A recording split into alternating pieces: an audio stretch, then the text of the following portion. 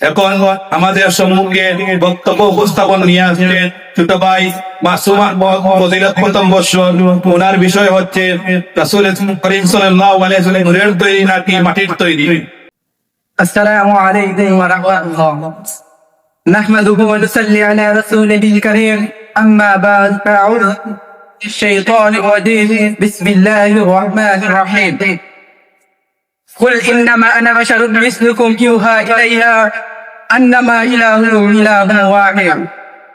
أو كما قال عليه الصلاة والسلام إنما أنا بشر مثلكم أعدكم كما تعدمون. অধ্যকার আজকের সাপ্তাহিক সভার সম্মানিত সভাপতি হুজুর ও আমার সামনে বাংলার বিভিন্ন এলাকার কালিমা আহরণকারী প্রিয় ছাত্র ভাইরা, আপনারা নিশ্চয় অবগত আছেন যে এখানে আমাকে একটি বিষয় দিয়ে দণ্ডপান করা হয়েছে। সেই বিষয়টি হচ্ছে নবী কিসের তৈরি। বর্তমান জামানার মধ্যে কিছু ভ্রান্ত আকীদা ছড়িয়ে গিয়েছে। কেউ বলে নবীজি নূরের তৈরি, কেউ বা আবার বলে নবীজি ফেরেশতার মতো ভিন্ন এক সত্তা।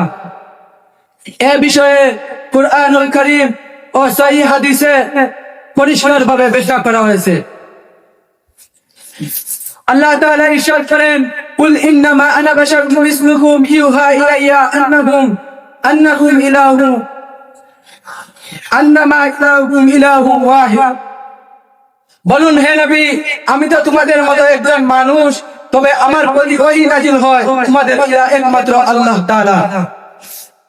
অতএব রাসূল সাল্লাল্লাহু আলাইহি ওয়াসাল্লাম মানুষের মতো একজন মানুষ, তার দেহ, রক্ত, মাংস, হাড় সবকিছু মানুষের মতো।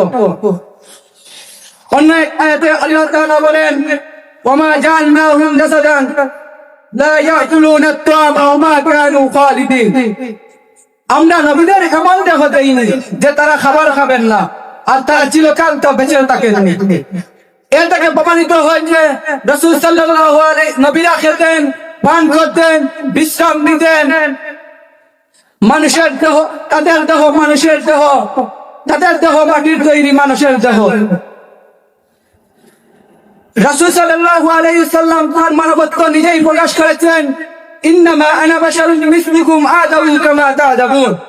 আমি তো তোমাদের মতো একজন মানুষ, আমি রাগ করি যেমন তোমরা রাগ করো। অন্য এক হাদিসে রাসূল সাল্লাল্লাহু আলাইহি ওয়াসাল্লাম বলেছেন, আমি খাই যেমন তোমরা খাও, আমি বসি যেমন তোমরা বসো। প্রিয় উপস্থিতি, রাসূল সাল্লাল্লাহু আলাইহি ওয়াসাল্লামের ব্যাপারে আকীদা হলো যে তিনি জাতির বিবেচনায় শুধু বাশারই নন, বরং আফদালুল বাশার। তিনি মানুষই নন, বরং মানব জাতির সর্দার। তিনি হযরত আদম আলাইহিস সালামের বংশধরই নন, বরং আদম আলাইহিস সালাম ও বনি আদমের গর্ভের সকল বনি আদমের গর্ভের কারণ। রাসূল সাল্লাল্লাহু আলাইহি ওয়াসাল্লাম ইরশাদ করেন, আনা সাইয়্যিদুনা ওয়ালিদি আদম ইয়াউমাল কিয়ামা। অর্থাৎ কিয়ামতের দিবসে আমি সকল বনি আদমের সর্দার হব। তাই রাসূল সাল্লাল্লাহু আলাইহি ওয়াসাল্লাম বাশার ও ইনসান মানুষ হওয়া শুধু তার জন্য গর্ব নয়, বরং বাশার হওয়ার কারণে বাশারিয়াত ও ইনসানিয়াতকে রাস্তায় দিশার কারণ। প্রিয় উপস্থিতি, যদি নবীও মানুষ, তবে তিনি সাধারণ মানুষের মতো নন, তিনি মানব জাতির মধ্যে শ্রেষ্ঠতম।